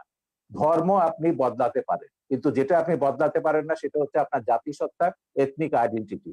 এথনিসিটি অনুযায়ী আমরা 5000 বছরের একটা প্রাচীন জাতি, এই প্রাচীন জাতির আমাদের একটা সভ্যতা আছে, ঐতিহ্য আছে এবং সংবিধানেও এগুলো রক্ষার কথা দায়িত্ব রাষ্ট্রকে দেওয়া হয়েছে। আমাদের ঐতিহ্য এগুলো আমাদের রক্ষা করতে হবে, তারপরে আমরা যে যা ধর্ম পালন করব। কেউ যদি ধর্ম পালন না করে তারও এই দেশে থাকবার সমান অধিকার মর্যাদা দিতে হবে এবং আছে, সংবিধান অনুযায়ী সেটা আছে। আমার কথা হচ্ছে সহিষ্ণুতা প্রদর্শন করুন, সৌভ্রাতৃত্ব প্রদর্শন করুন, ইসলামকে কলঙ্কিত করবেন না, রাজনীতি টেনে এনে সন্ত্রাসকে বৈধতা দিয়ে ইসলামকে আপনারা দয়া করে কলঙ্কিত করবেন না। পশ্চিমারা একটা অজুহাত পেয়ে গেছে, ইসলাম ব্যাশিং একটা শব্দ পশ্চিমে, এবং তাদেরকে গিয়ে বোঝাতে হয় যে না আমাদের দেশে ইসলাম হচ্ছে এটা সুফিদের ইসলাম, এটা শান্তির ইসলাম, কিছু সংখ্যক বিপদগামী এগুলো আইএস আল কায়দার প্ররোচনায় তারা এগুলো করছে। কিন্তু এই কথাগুলো যখন আমরা ভিন্ন ধর্মকে যখন আক্রমণ করছি ওয়াজের নাম, ভিন্ন মতাবলম্বীদের যখন আক্রমণ করছি ওয়াজের নাম এবং অশ্লীল কদর্য ভাষায় কথা বলা হচ্ছে, এবং তখন আপনি কি ধারণাটা দিচ্ছেন ইসলাম সম্পর্কে সেটা বলুন। এবং সেইটার যদি বদলা যদি ভারতের হিন্দু মৌলবাদীরা নেয় কিংবা বারবার বুদ্ধিস্ট মৌলবাদীরা নেয়, সেটার আপনি কি জবাব দেবেন? এই জন্য আমি বলি যে বিশ্বের 57টা দেশে মুসলমানরা মেজরিটি, মাইনরিটির রেসপেক্ট করুন, সমান অধিকার মর্যাদা দিন, জি তাদেরকে ওইভাবে ফতোয়া দিয়ে তাদেরকে হত্যা বা আঘাত করবার ক্ষেত্র তৈরি করবেন না, তাদেরকে প্ররোচিত করবেন না কাউকে যে না শাহরিয়ার কবিরকে হত্যা করলে তুমি বেহেশতে যাবে। এটাই তো তৈরি করা হচ্ছে উন্মাদনা। ব্লগার হত্যার পেছনে এটাই ছিল যে ওকে খুন করতে পারলে, বাবাকে খুন করতে পারলে তুমি বেহেশতে যাবে। জি জনাব এইটাই শাহরিয়ার, আমি বলি। আপনার কাছে অনেকগুলি প্রশ্ন দর্শক সারি থেকে অনেকেই লিখেছেন, আমি সব প্রশ্ন করা সম্ভব নয়। প্রায় 9000 শেয়ার করেছেন, এখান থেকে প্রায় হাজার হাজার মন্তব্য এসছে। কেউ কেউ লিখেছেন, যেমন এম.এ. বাসিত আশরাফ, তিনি লিখেছেন পৃথিবীতে, শাহরিয়ার কবির সাহেবের কাছে প্রশ্ন করেছেন, পৃথিবীতে প্রথম মানবাধিকার এবং নারীদের সম অধিকারের প্রতিষ্ঠাতা কে? উনি কি জানেন পশ্চিমা বিশ্বের দার্শনিকেরা পৃথিবীর শ্রেষ্ঠ মানব দরদী মানুষ হিসেবে কাকে স্বীকৃতি দেয়? ডেফিনেটলি তিনি কাকে মিন করেছেন আপনি জানেন। সেক্ষেত্রে আপনার বক্তব্য জানতে চেয়েছে এই একজন লেখক। এরপরে রয়েছেন কাফায়েতুল্লাহ সাহেব, আপনার মুক্তিযুদ্ধের অবদান সম্পর্কে জানতে চেয়েছে। এরপরে লিখেছেন, বাংলাদেশের স্বাধীনতা আন্দোলনে যারা যুদ্ধ করেছে তারা কি সবাই স্বাধীনতা বুঝতো? তারা কি জেনে শুনে সবাই মুক্তিযুদ্ধে অংশগ্রহণ করেছে? তাহলে নাস্তিকের বিরুদ্ধে আন্দোলন করতে হলে সবাইকে জানতে হবে কেন? এই ধরনের অনেকগুলি প্রশ্ন করেছেন। মাওলানা ওমর ফারুক লিখেছেন, পারভেজ জুয়েল লিখেছেন, এমডি মাসুম লিখেছেন, শাহিদ আহমেদ লিখেছেন, অনেকেই লিখছেন, লিখে যাচ্ছেন, আপনারা লিখতে থাকুন, আমি সম্ভব হলে কিছু নেব। তবে এই পর্যায়ে অনুষ্ঠানের শেষ প্রান্তে চলে এসেছি, 2 মিনিট করে শুধুমাত্র আপনারা দুজন আবারও শেষ বক্তব্য দেবেন। না না, এগুলো কিন্তু জামাতিদের একটা পরিকল্পিত ব্লগ আছে। যখনই আমি কোনো কথা বলি টকশোতে 1000 2000 এগুলো ডিসলাইক আসবে এবং প্রশ্নগুলো করা হবে মুক্তিযুদ্ধ নিয়ে। এটা বলতে বলতে আমি ক্লান্ত হয়ে গেছি। আমার মুক্তিযুদ্ধের কি অবদান আছে, বাংলাদেশের স্বাধীনতা যুদ্ধের দলিলপত্রটা এটা আগাগোড়া পড়ুন, আমি বলে দেবো না কোন পৃষ্ঠা, আপনাকে পড়তে হবে। এই সুযোগে যদি মুক্তিযুদ্ধের ইতিহাসটা আপনাদের মাথায় ঢোকে, পড়ে দিন শাহরিয়ার কবির কি করেছে মুক্তিযুদ্ধের, সাংস্কৃতিক স্কোয়াডে কি অবদান ছিল সেখানে পাবেন। দ্বিতীয় কথা হচ্ছে মানবাধিকার নিয়ে। এখন মানুষের অধিকার মর্যাদা প্রত্যেককে বিশ্বাস করতে হবে। এই পৃথিবীতে আমি শুরুতেই বলেছি যে আমরা 700 কোটি মানুষের মধ্যে 150 কোটি মুসলমান আছে, 150 কোটি হিন্দু আছে, 250 কোটি 200 কোটি খ্রিস্টান আছে, অন্য ধর্মাবলম্বী আছে, নাস্তিকও আছে।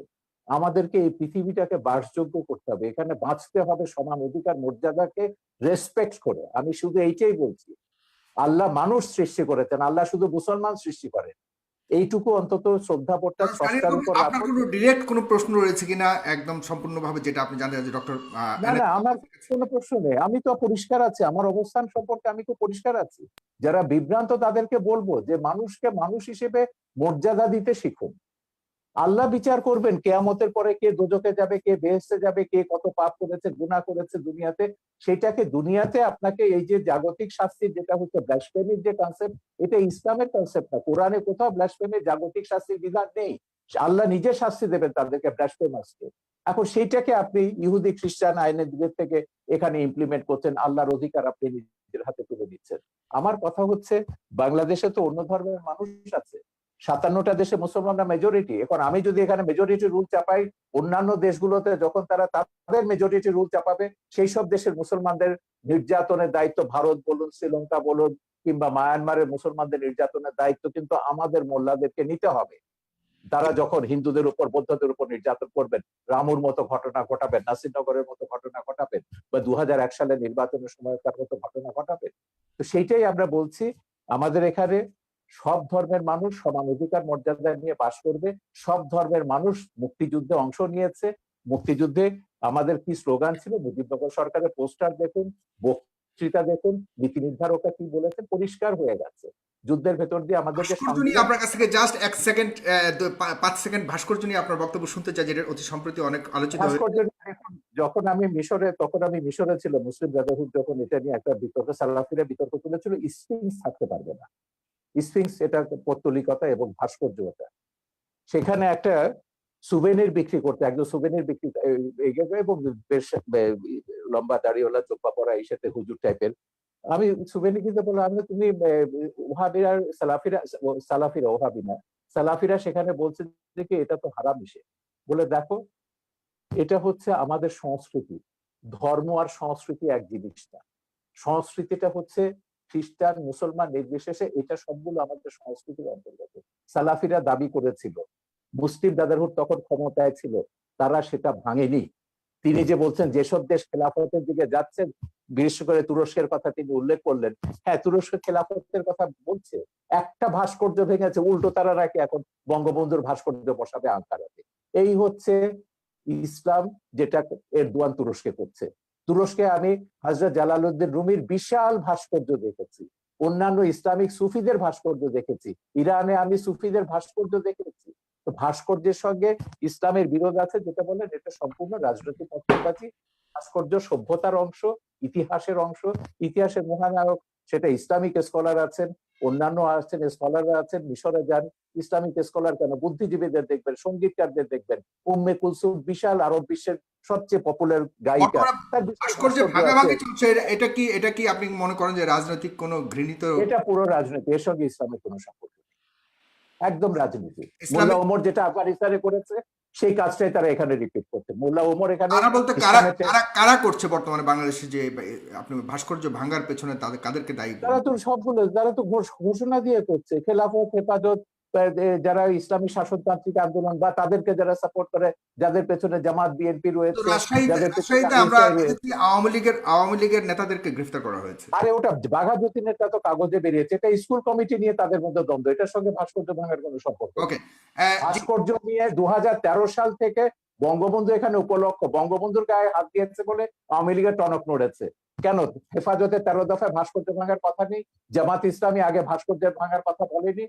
হেফাজতে 13 দফায় যা আছে, কাদিয়ানীদের কাফের ঘোষণা থেকে শুরু করে ব্লাসফেমি অ্যান্ড পানিশমেন্ট করা, সবগুলোই হচ্ছে জামাতের দফা।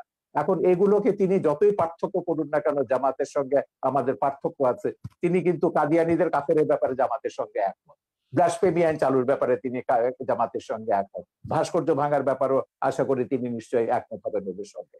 তো এইটাই হচ্ছে মিলের জায়গাটা। আমি বলছি যে রাজনীতিতে যখনই আনবেন ইসলামকে বা কোনো ধর্মকে, তখনই ওই বার্মার মতন ঘটনা ঘটবে, ভারতের মতন ঘটনা ঘটবে, বাংলাদেশের মতন ঘটনা ঘটবে, পাকিস্তানের মতন ঘটনা ঘটবে। এতে করে কি বিশ্বে শান্তি আসবে বা কোনো দেশে আমরা কি শান্তিতে বাস করতে পারবো? আমার কথা হচ্ছে আমরা সবাই শান্তিতে বাস করতে চাই। এই প্রশ্নটা আমাদের সবারও জনাব ডক্টর এনায়েতুল্লাহ আব্বাসী, আপনি শেষ কথা বলবেন আজকের অনুষ্ঠানের, এবং আপনার কাছে প্রশ্ন অনেকেই করেছে, কিন্তু আমি অনেকের প্রশ্ন নিতে পারছি না, শেষ প্রান্তে চলে এসেছি। মাননীয় আইজিপি মহোদয় বলেছেন যে বাংলাদেশ মৌলবাদী দেশ নয়। আপনারা কার ইশারায় কোন এজেন্ডা বাস্তবায়নের জন্য দেশটাকে মৌলবাদী চরিত্রের তকমা আটানোর চেষ্টা করছেন? আমরা তো আরব সহ বিভিন্ন রাষ্ট্র দেখি না জঙ্গি মিছিল করতে, জঙ্গি মিছিলের কথা বলেছে, কিন্তু আপনারা আমাদের কথায় কথায় আমাদের দেশে জঙ্গি মিছিল করেন। তাহলে দেশটিকে জঙ্গিবাদের দিকে ঠেলে দিচ্ছেন কিনা, কারো উদ্দেশ্য হাসিল করতে চাচ্ছেন কিনা? এবং ফ্রান্সের কথা বলেছেন তিনি, পাশাপাশি তিনি বলেছেন যে এদেশে ইসলাম প্রচার করেছিলেন সুফি সাধকরা, তারা কিন্তু কখনোই তরবারি প্রয়োগের মাধ্যমে ইসলাম প্রচার করেনি। আপনারা কেন এখন এমন উস্ফলন দেখাচ্ছেন? এটা কেন, বা এ ব্যাপারে উনি প্রশ্ন করেছেন আপনাদের আলেম সমাজের কাছে। ধন্যবাদ সাগর। প্রথমে শাহরিয়ার কবির সাহেবকে বলবো যে তিনি জামাত ফোবিয়াতে ভুগতেছেন, সব জায়গায় জামাতের গন্ধ পান তিনি, এটা ঠিক নয়। আমি আবারও বলছি, এদেশের মূলধারার আলেম ওলামার সাথে জামাতের কোনো সম্পর্ক নেই, যদিও বা একটি বিরাট জনগোষ্ঠী জামাতের অনুসরণ করছে। কাদিয়ানীরা নিঃসন্দেহে অমুসলিম এবং কাফের, এটা পৃথিবীর সকল মুসলমানের মত, কোরআনের মত, সুন্নার মত, ইজমায় উম্মতের মত। তারা কাফের এবং অমুসলিম, তাদেরকে যারা এটা কাফের বলবে না মওদুদির তারাও প্রথম কাফের। লেখা, কাদিয়ানী না, মাসালাটা এটা মওদুদির লেখা। ভুল, আপনি জানেন না এটা কাদিয়ানী আপনি মাসালা কি জানেন না। মওদুদি লেখেননি? কাদিয়ানী মাসালা মওদুদি, মওদুদি লেখা না?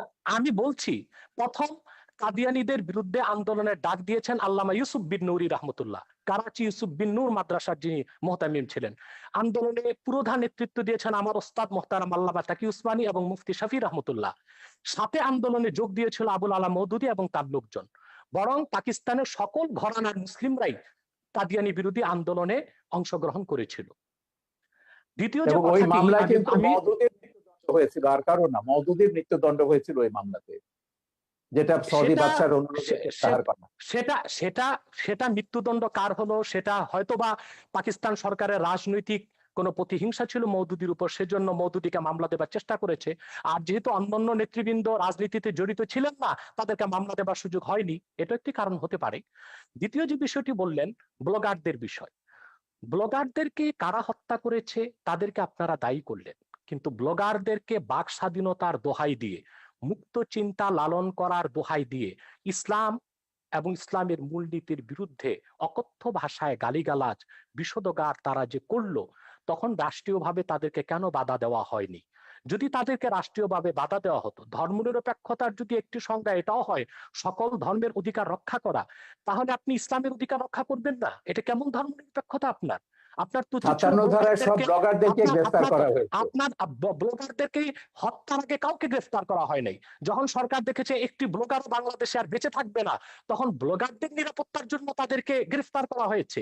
কিন্তু যদি ব্লাসফেমি আইন বাংলাদেশে থাকতোই, তাহলে তো ব্লগারদের এই সুযোগ হতো না, তাহলে কারো তো হাতে অস্ত্র নেবার প্রয়োজন হতো না। তৃতীয় যে বিষয়টি আপনি বলেছেন, সুফিবাদের মাধ্যমে ইসলাম এসেছে, এবং আইজিপির যে প্রশ্ন এসেছে, আইজিপি মহোদয় এর কথা থেকে তো স্পষ্ট বোঝা যাচ্ছে তিনি ইসলামের প্রতি অত্যন্ত শ্রদ্ধাশীল, হয়তো বা মিস আন্ডারস্ট্যান্ডিং আছে তার। সেটা হচ্ছে, তরবারির জোরে ইসলাম আসে নাই, কিন্তু ইসলাম প্রতিষ্ঠায় তরবারি ব্যবহার হয়েছে। তরবারির জোরে ইসলাম প্রতিষ্ঠিত হওয়া এক জিনিস, আর ইসলাম প্রতিষ্ঠায় তরবারি ব্যবহার আরেক জিনিস। ইসলাম যে জিহাদ দিয়েছে তা অনেকটাই ডিফেন্সিভ, অফেন্সিভ নয়। যখন ইসলাম প্রতিষ্ঠার ক্ষেত্রে অমুসলিম শক্তি অন্যায়ভাবে হামলা করেছে, আক্রমণ করেছে, তখনই তরবারির ব্যবহার করতে হয়েছে। এমনকি এই ক্ষেত্রে আমি উদাহরণ দিব মঈনুদ্দিন চিশতি রহমতুল্লাহ। তিনি যখন আজমিরে আসলেন, ইসলামের শাশ্বত বিধান, ইসলামের উদারতার মাধ্যমে ইসলামের দাওয়াত দিলেন, বারবার তাকে আঘাত করেছে সে পৃথ্বীরাজ। তখন ইসলামকে সুসংহত করতে যে মোহাম্মদ ঘড়িকে তিনি আহ্বান করেছেন। তরবারির জোরে তিনি ইসলাম প্রতিষ্ঠিত করেননি, তবে ইসলাম প্রতিষ্ঠার ক্ষেত্রে তরবারির ব্যবহার হয়েছে, সেটা একটা ভিন্ন জিনিস। চতুর্থ যে বিষয়টি তিনি বলেছেন সন্ত্রাস। সন্ত্রাস তো আমাদের দেশে অনেক রকম সন্ত্রাস হচ্ছে। যারা কলমের মাধ্যমে দুর্নীতি করে হাজার হাজার কোটি টাকা বিদেশ পাচার করছে, তারাও তো সন্ত্রাসী, কলম সন্ত্রাসী তারা। যারা বাংলাদেশে বন জঙ্গল উজাড় করে গাছপালা সবকিছু বিক্রি করে খেয়ে ফেলছে, তারা পরিবেশ সন্ত্রাসী। অনেক রকম সন্ত্রাসী আমাদের বাংলাদেশে আছে। কিন্তু আমাদের দেশে যে অস্ত্র সন্ত্রাসীর কথা বলছেন, এটা জুজুর ভয়। আসলে বাংলাদেশে কোনো সশস্ত্র জিহাদি সংগঠনের অস্তিত্বই নেই। জেএমবি বলে যেটা ছিল, সেটা অনেক তদন্তের বিষয়, সেটার সাথে মূলধারার ইসলামপন্থী ও মাদ্রাসার ছাত্রদের কোনো সম্পর্ক নেই। হোলি আর্টিজারে আমরা দেখেছি যারা সন্ত্রাসী হামলা করেছে বলা হচ্ছে, তারা কেউ মাদ্রাসার ছাত্র ছিল না, তারা ইংলিশ মিডিয়ামের ছাত্র ছিল। যদিও বা তারা বলেছে জাকের নায়কের কথায় তারা উদ্বুদ্ধ হয়েছে। আমি ওপেন চ্যালেঞ্জ করব, জাকের নায়কের এমন একটি বক্তব্য কেউ দেখাতে পারবে না যেখানে তিনি সশস্ত্র, যেখানে তিনি সন্ত্রাসকে উস্কে দিয়েছেন। জাকির নায়কের কোন একটি বক্তব্যে এটা দেখানো যাবে না। মূলত এটা ছিল একটি প্রি প্ল্যান প্রোগ্রাম। জাকির নায়কের বক্তব্য বন্ধ করা, ভারত থেকে তাকে বিতাড়িত করার জন্য এটা একটি সাজানো নাটক ছিল। এবং তাতেও আমাদের বাংলাদেশের কোনো মাদ্রাসার ছাত্র শিক্ষক জড়িত ছিল না, ইংলিশ মিডিয়ামের ছাত্ররা জড়িত ছিল। অতএব কোথায় কোথায় সন্ত্রাসের দায়ভার এদেশের আলেম ওলামা পীর মাশায়েখ ও মাদ্রাসা ছাত্রদের উপর দেওয়া, এটা অবিচার ছাড়া আর কিছুই নয়। এটা প্রত্যক্ষ বা পরোক্ষ যেভাবেই হোক ইসলাম বিদ্বেষ ছাড়া আর কিছু নয়। শিক্ষা ব্যবস্থায় আজকে ধর্মনিরপেক্ষতার প্রভাব বাড়ানো হয়েছে। সেখানে বাংলাদেশের শিক্ষা ব্যবস্থায় যে ধর্মনিরপেক্ষতার প্রভাব আসতেছে, সেটাকে আমরা দেখতেছি ধর্মহীনতা। ইসলামের মূল আকীদা বিরোধী অনেক শিক্ষা আমাদের শিক্ষা ব্যবস্থায় ঢুকানো হয়েছে। যেমন নবম থেকে মাস্টার্স পর্যন্ত প্রাণীবিজ্ঞান জুলজিতে দ্য থিওরি অফ এভলিউশন, ডারউইনের বিবর্তনবাদকে ঢুকানো হয়েছে বাংলাদেশে। অথচ সারা দুনিয়ার বিজ্ঞানীগণ একমত হয়েছে the theory of evolution is not a scientific fact, it is nothing but hypothesis of Darwin. বিবর্তনবাদ এটা বৈজ্ঞানিক কোনো প্রমাণিত বিষয় নয়, এটা হচ্ছে ডারউইনের একটি মন গড়া মতবাদ। অথচ তা আমাদের শিক্ষা ব্যবস্থায় ঢুকানো হয়েছে। যারাই বিবর্তনবাদ করবে পরকালে তারা অবিশ্বাসী হবে, ইসলাম থেকে তারা দূরে সরে যাবে। অত্যন্ত কৌশলে ধর্মনিরপেক্ষতা যে সংজ্ঞাতেই আমাদের দেশে বলা হোক, বঙ্গবন্ধু যে সংজ্ঞায় ধর্মনিরপেক্ষতার কথা বলেছিলেন, আজ ধর্মনিরপেক্ষতার ধ্বজাধারীরা বঙ্গবন্ধু সেই আদর্শে নেই। তারা ধর্মনিরপেক্ষতাকে ধর্মহীনতার দিকে নিয়ে যাচ্ছে। অতএব যদি প্রকৃত অর্থেই বঙ্গবন্ধুর ধর্মনিরপেক্ষতাকে সংবিধানে প্রতিষ্ঠিত করা হয়, সেটা ধর্মহীনতা নয়, বরং তার নাম পরিবর্তন করে এমন একটি নাম দেওয়া দরকার যেটার সাথে ধর্মনিরপেক্ষতার কোনো সম্পর্ক প্রমাণিত হবে না। ধন্যবাদ। ধর্মনিরপেক্ষতা বঙ্গবন্ধুর দেয়া নাম। সেকুলারিজম বাংলা তর্জমা তিনি ধর্মনিরপেক্ষতায় করেছেন। রাষ্ট্র ধর্মের ব্যাপারে নিরপেক্ষ থাকবে, সব নাগরিক সমান অধিকার মর্যাদা ভোগ করবে, এটাই হচ্ছে বঙ্গবন্ধু ধর্মনিরপেক্ষতার সার কথা। প্রত্যেক নাগরিক তার নিজের ধর্ম পালন করবে, ধর্ম পালনের স্বাধীনতা থাকবে, কিন্তু আপনি আপনার ধর্ম আরেকজনের উপর জোর করে চাপাতে পারবেন না, আরেকজনকে হত্যার প্ররোচনা দিতে পারবেন না। বাংলাদেশে কোন মুসলিম চিন্তাবিদ ইসলাম ধর্মকে অন্যের উপর চাপিয়ে দেবার চেষ্টা করেননি, এর কোন নজির আপনারা দেখাতে পারবেন না। আমি নিজে ওয়াজ করি, আপনি ওয়াজ শুনেছেন না আওয়াজ শুনেছেন আমি জানি না। কোরআন সুন্নাহ বিরোধী যেটা হয় সেটা ওয়াজ নয়, সেটা আওয়াজ। বাংলাদেশে অনেক নিম্নমানের বক্তব্য বের হয়ে গিয়েছে, যারা গলাবাজির মাধ্যমে ওয়াজ করতেছে, সেটাকে আমরা ওয়াজ বলি না, সেটাকে আমরা আওয়াজ বলি। তাদের বক্তব্য সাইদির ওয়াজকেও আপনি ওয়াজ বলবেন না? সাইদি সাহেব তো দীর্ঘদিন যাবত ময়দানে নেই। তার ওয়াজ কিন্তু ইউটিউবে আছে, তার বহু ওয়াজ ইউটিউবে আছে, আমার ছবিতেও আছে। বলুন তিনি একজন প্রকৃত ওয়াজকারী কিনা। তিনি বলেছেন যে অন্য ধর্মের মানুষকে হত্যা করতে, তিনি এটা বলেছেন বক্তব্যে। আমি যদি দেখাতে পারি, আমি তার এক বক্তব্য শুনেছি, আমি নিজে দেখেছি। আমি আপনাকে বলি, এদের যে ওই যে মুফতি হান্নানের উপর যে ছবিটা বানিয়েছি, যে সাইদির একজন খুব ঘনিষ্ঠ অনুসারী ছিল যখন সে জামাত করতো, সে প্রত্যেকের নাম ধরে বলেছে, শামসুর রহমান থেকে শুরু করে হুমায়ুন আজাদ থেকে শুরু করে তসলিমা। আমি বলে দেখে লেখা পড়েছে, বলে না লেখা পড়েনি, কিন্তু আমাদের হুজুররা বলেছেন এরা ইসলাম বিরোধী, এরা মুরতাদ, এরা কাফের এবং এরা ওয়াজিবুল কাতল, ওদেরকে যেখানে পাওয়া যাবে সেখানে হত্যা করতে হবে। এটা পোর্ট্রেট অফ জিহাদ ছবিতে আমি দেখেছি। ওয়াজেদ সাইদির বক্তব্য আছে, হান্নানের বক্তব্য আছে, মুফতি হান্নানের বক্তব্য আছে, আপনি দেখে নিন, ইউটিউবে পাবেন। আমার মনে হয় জালাল হোসেন সাইদী সাহেব এতটা পাতলা কথা বলার লোক নয়, যদিও বা আমি তার অনেক বক্তব্য শুনিনি। তবে আমি তার একটি বক্তব্যে দেখেছি, তিনি যখন বা ধর্ম মন্ত্রণালয়ের স্থায়ী কমিটির সদস্য ছিলেন, তিনি হিন্দুদের পূজা মণ্ডপও গিয়েছেন এবং তাদেরকে নিরাপত্তার ব্যবস্থা করেছেন, সেটাও তো প্রমাণ রয়েছে। তা আপনি এবং কিভাবে 71 বলবেন যে সালে তিনি হিন্দুদের কি করেছেন সেটা ট্রাইব্যুনালে প্রমাণ হয়েছে। 71 সালে তিনি হিন্দুদের উপর কি করে জোর করে তাকে মুসলমান বানিয়েছেন, তাকে পাকিস্তানিদের ধরিয়ে দিয়েছেন, ও সাক্ষীরা তো ট্রাইব্যুনালে এগুলো প্রমাণ করেছে। সেটা তো ট্রাইব্যুনালের বিষয়। কিন্তু দেলোয়ার হোসেন সাইদী সাহেব মানি ওয়াজ নয়, আর দেলোয়ার হোসেন সাইদী সাহেব মানি এদেশের আলেম ওলামা নয়। সেটা একটি বিচ্ছিন্ন বিষয়কে টেনে সকল আলেম ওলামা, পীর মাশায়েখ এবং ওয়াজ আমি নসিহতের উপর জানি যে সাইদির এইভাবে চেয়ে দায় চাপিয়ে পপুলার দেওয়া উচিত ওয়াজকারী হবে আর না। কেউ নেই বাংলাদেশে। হ্যাঁ, বাংলাদেশে সেটা তার যতজন ওয়াজকারী আছে সবচেয়ে পপুলার, সবচেয়ে বেশি ফলোয়ার হচ্ছে সাইদির, এবং আপনি বাসে টাসে সব জায়গায় সাইদির ওয়াজই শুনবেন।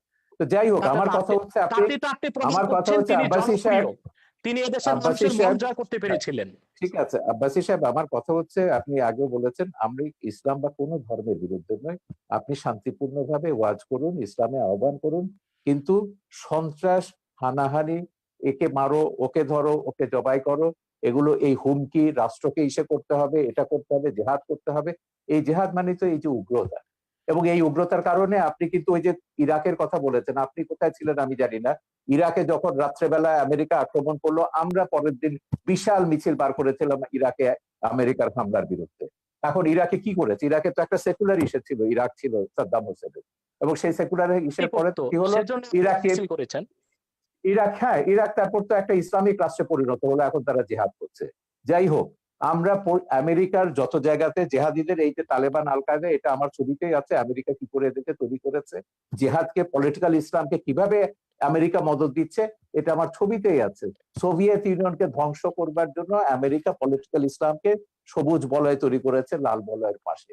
এটা আজকে সর্বজন বিদিত সত্য। আমেরিকা এখন তৈরি করে, এখন তারা নিজেরা ফ্র্যাঙ্কেনস্টাইনের ভয় দেখছে, 9/11 মতো ঘটনা করছে। তো আমেরিকাদের বলেছে, জামাত ইসলামীকে তো এখনো তারা মডারেট ইসলামিক পার্টি মনে করে, এখনো জামাত প্রেম তাদের কাটেনি। পরশুদিন আমেরিকার স্টেট ডিপার্টমেন্টের সঙ্গে আমাদের একটা দীর্ঘ ওয়েবিনার হয়েছে। তো আমেরিকা বলুন, আমেরিকার শয়তানিও আমরা জানি, ধর্ম নিয়ে যারাই রাজনীতি করেছে তারাই সংখ্যালঘুদের উপর, মানুষের সমান অধিকার মর্যাদার উপর আঘাত করেছে। এগুলো আমাদের ভুলে যেতে হবে। আমাদের কথা হচ্ছে সমাজে সংখ্যাগরিষ্ঠ থাকবে, সংখ্যালঘিষ্ঠ থাকবে, আস্তিক থাকবে, নাস্তিক থাকবে, আমাদের কি করে আমরা শান্তিতে বাস করব, দেশটাকে এগিয়ে নিয়ে যাব। আপনি ধর্ম প্রচার করুন না, শান্তিপূর্ণভাবে ধর্ম প্রচার করার অধিকার তো সংবিধান আপনাকে দিয়েছে। বঙ্গবন্ধুর ওই যে ধর্মনিরপেক্ষতার যে ব্যাখ্যাটা দিয়েছেন, সেখানে বলেছে প্রত্যেক ধর্মের মানুষ শান্তিতে তাদের ধর্ম পালন করবে, প্রচার করবার সব রকম স্বাধীনতা দেওয়া হয়েছে।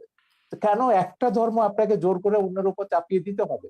আপনি দাওয়াত দিন শান্তিপূর্ণভাবে, আমাদের কোনো অসুবিধা নেই। কিন্তু শান্তিতে যখন ধর্ম প্রতিপালন করার কথা তো বহু আগে, 1400 বছর আগে আমাদের মহানবী সাল্লাল্লাহু আলাইহি ওয়াসাল্লামও বলে গেছেন। আমার কাছে বলেছেন, আমি সেটাই বলছি, তো আমি সেটাই বলছি, মহানবী কেন, প্রত্যেক মহাপুরুষরাই বলেছে, কোরআনেও আছে, আল্লাহ প্রত্যেক জাতির জন্য নবী বাংলাদেশে পাঠিয়েছে। অশান্তিটা আপনি কোথায় দেখেছেন? আমি আমি যদি বলি যখন রাজনীতির সঙ্গে ধর্ম যোগ ওয়ার্ল্ড করবে তখন কনটেক্সটে অশান্তি আসবে। উগ্রবাদের কারণ ওই যে বিরুদ্ধে উনি যেটা বলেন, আব্বাসী বাংলাদেশ সাহেব যেটা অনেক বললেন, অনেক ভালো অবস্থাতে আছে। জি, আমি তো জানি সেটাকে নষ্ট করবার জন্য তো তারা গৃহযুদ্ধের হুমকি দিচ্ছে এখন। বলেছে 2013 সালের চেয়ে ভয়াবহ ঘটনা ঘটবে যদি বাংলাদেশ থেকে এসব ভাস্কর্য ভাঙা না হয়, সরিয়ে না আনা হয়। গৃহযুদ্ধের হুমকিটা কারা দিচ্ছে? কারা দেশটাকে পরাজয়ের প্রতিশোধ দিতে চাইছে 71-এ? তো আপনি 71-এর পরাজয়ের প্রতিশোধ এখন নেবেন বাংলাদেশকে বললে ওমরের আফগানিস্তান বানিয়ে, আর আমরা চুপচাপ বসে বসে দেখবো? সেজন্য আমরা সরকারকে বলেছি, না, সময় এসেছে, কঠোর ব্যবস্থা নিতে হবে। এই দেশে ধর্মের নামে কোনো সন্ত্রাস অনুমোদন করা যাবে না, সেটা যে কোনো ধর্মের নামে। জি, জনাব আব্বাস সাহেব।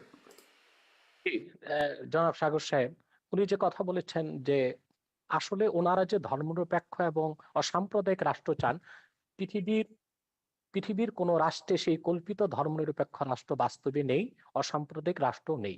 সকল এবং অসাম্প্রদায়িকতা আপনাদের খেলাফত পৃথিবীর এবং কোথাও নেই, আছে, আমি খেলাফত দেখাচ্ছি, কোথাও আমি নেই। দেখাচ্ছি, আমি দেখাচ্ছি, আমি দেখাচ্ছি, খোলাফায়ে আমি রাশিদিনে দেখাচ্ছি, প্রমাণ হয়ে আমি গেছে যে দেখাচ্ছি, 3জন আমি খলিফাকে আপনারা দেখাচ্ছি। হত্যা করেছে, শেষ করি, 3জন আমি খলিফাকে আপনার কথা বলার সময় কথা মুসলমানরা বলি নাই, হত্যা করেছে। সেটা আমি বলছি, আমি সেটা বলছি, সেই কল্পিত ধর্মনিরপেক্ষ রাষ্ট্র, কল্পিত অসাম্প্রদায়িক রাষ্ট্র পৃথিবীর কোথাও নেই।